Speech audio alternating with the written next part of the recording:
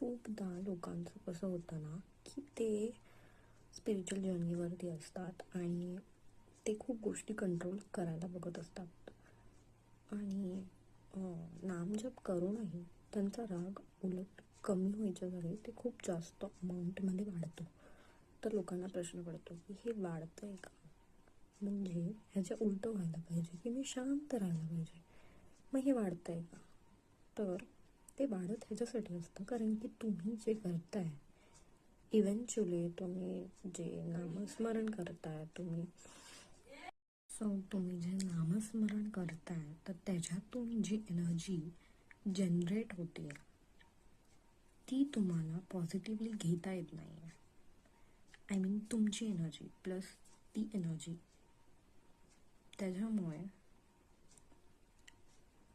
The amount of energy आपण घेऊ शकतो त्याच्यापेक्षा जर अधिक एनर्जी झाली ती आपल्याला कन्झ्युम करता येत नाही. आपल्या बॉडीला त्याची सवय नसते जास्त एनर्जी कन्झ्युम करायची. सो ती ह्या फॉर्मॅटमध्ये बाहेर पडते. सगळ्यांनाच तेवढ्या लेवलची एनर्जी पचवणं इज नॉट दॅट इझी.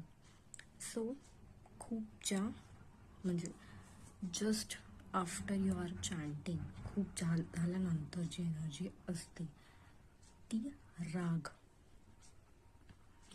बाहेर पडते कारण फायर एलिमेंट असतं. आता जर त्यांना माहीत नाही आहे, मी त्यांच्यासाठी सांगते की आपल्या आतमध्ये काही एलिमेंट्स असतात जसं की fire element, water element, earth element, अशा सगळ्या गोष्टी. सो एखाद्याकडे जर ऑलरेडी फायर एलिमेंट असेल भरपूर आणि त्याच्यात तुम्ही अशा कोणत्या देवाची उपासना करताय, नामस्मरण करताय ज्याच्याकडे फायर एलिमेंट आहे आणि ते चॅन्ट केल्यानंतर त्यांचं नाव चॅन्ट केल्यानंतर जे तुम्हाला अजून फायर एलिमेंट देत आहे मग त्याच्यामुळे तुमच्याकडे फायर एलिमेंट जास्त होणार. सो त्यासाठी तुम्हाला गरज आहे वॉटर एलिमेंटची, ते बॅलन्स करायला.